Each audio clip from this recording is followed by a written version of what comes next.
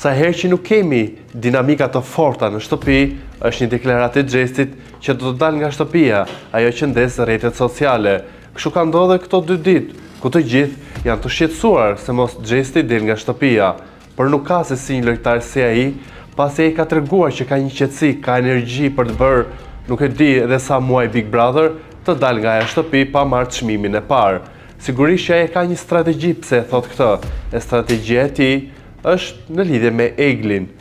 Atit nuk po i pëlqen ky rikthimi i Eglit, sado që kanë pasur edhe momente ku kanë qeshur me njëri tjetrin, ai realisht nuk e do Eglin atë shtëpi. Nuk e do Eglin atë shtëpi, sepse e ka një konkurrente të fortë. E ka një konkurrente që kanë pasur debate, kanë pasur situata, dhe ai nuk do që në këto momente, në këto çaste kur është loja, të ndikohet apo dhe të jap më shumë energji nga vetë e tij, më saktë që të stresohet. Ai do që në finale të shkojë si një pasha i qetë dhe banorët e tjerë të zihen me njëri tjetrin për të kapur vendin e tyre në finale.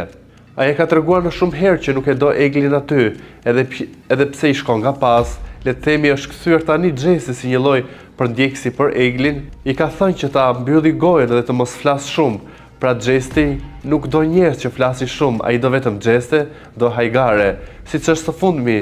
që kishte veshur si një lloj fustani dhe me atë ka 2 ditë që qarkullon në shtëpi, dhe i tillë është, ai do situata, ka një energji, ka një shpirt, le të themi, gazmor që ku ka situata tensioni ose situata ku e vën atë përballë një përgjegjësie ku duhet t'japi sqarime, stepet, bën një fytyrë naive dhe viktimizohet. Nga ana tjetër, rikthimi i Eglit komentohet shumë në studio televizive, ku mua nuk më pëlqen kaq shumë linçim që i bëhet Eglit. Edhe ajo ka të drejtën e saj për të kërkuar të vënë në vend diçka që gaboj. Gaboj, lozi, është ajo që e bëri atë Big Brother në 70 ditë që qëndroi pasi të dilte dhe u rifut sërish. E tani, me këtë rifutjen e saj, është një Egli më luftarake, është një Egli që i shkruan letra vetes së saj, është një Egli më e kalkuluar në veprimet që bën dhe më e ftohtë në raport me të gjithë, e sigurisht në raport me xhestin. E kam parë teksa i shkruar një letër vetes, një letër që jep forcë vajzave si ajo, që ndoshta janë rrëzuar disa herë në jetë dhe kanë gjetur guximin,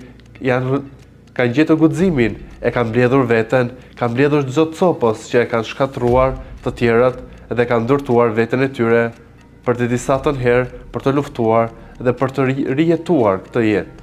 E duke qenë se nesër është një prime, ai që lë shtëpinë është pa diskutim Ola. Nuk i ka dhënë edhe nuk ka si çfarë jep asaj shtëpie. Nga ana tjetër, i gjithë kjo trysni që bëhet në lidhje a e kanë lojë apo jo, pse kur nuk është diskutuar? Kur Lajërti tentoi të kishte një raport me Livian, kur Lajërti mori në darkë Olën, kur Lajërti vijon ende një story të pakuptimshme me Valbonën, pse nuk gjuhet apo pse nuk kritikohet në mas siç bëhet me Eglin dhe me xhestin, pse nuk bëhet me Aldon,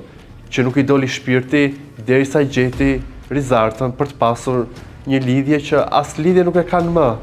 thjesht asgjë nuk i shikojmë më në ato shtëpi të dy, por kritikohet Egli sepse është faktor në lojë dhe faktorët sigurisht që komentohen.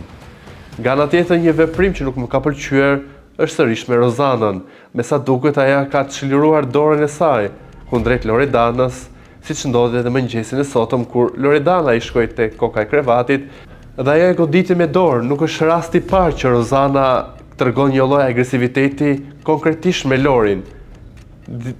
Ka shumë raste kur ajo ka kapur nga krahët e ka shkundur, e sigurisht që vëllai i madh është me pushime dhe nuk i shikon këto skema. Edhe pse Lori merr me të qeshur, për mua këto situata nuk duhet të kalojnë kaq lehtë, pasi po tolerojmë goditjet e Rozanës dhe po kryqëzojmë dhe po masakrojmë Eglin për dashurinë që shprehu për xhestin. Janë 2 raporte që nuk shkojnë, që njëri ta arnojë më poshtë edhe tjetri më lart. Por kundrejt urrymës që është kundër rifutjes së Eglit, unë e shikoj më të shëndetshme, e shikoj më në paqe me veten, e shikoj më të qetë, e shikoj më luftarake, e shikoj që ka një synim dhe ka një target të shkojë në finale për të treguar që dhe vajzat kur rrëzohen disa herë, gjejnë forcën për të ringritur dhe për të jetuar jetën që është aq e bukur sa që nuk e meritojmë edhe nëse na ngulin thika pas shpine. Sigurisht që ky është një moment jo i mirë për Eglin, pasi e kryqëzojnë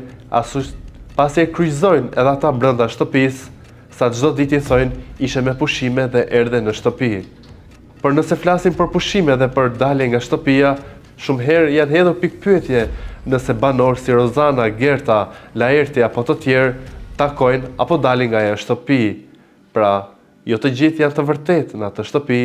por bëhen kurban ata që janë më të zgjedhshëm dhe ata që janë më të fortë.